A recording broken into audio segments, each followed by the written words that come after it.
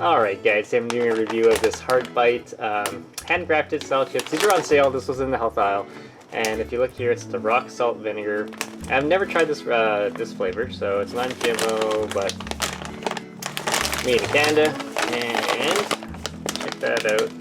There's the nutrient panel. If you guys want to read it, pause the video. And it is they certify it's gluten-free, of course. Most potatoes are gluten-free, so let's open this up.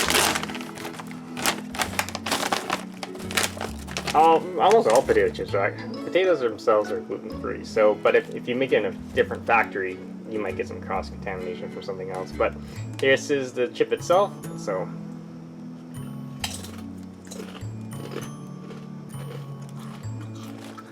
It's good. It resembles like a Miss Vicky's. Let me just do another one. Yeah, it's like a Miss Vicky's, except it is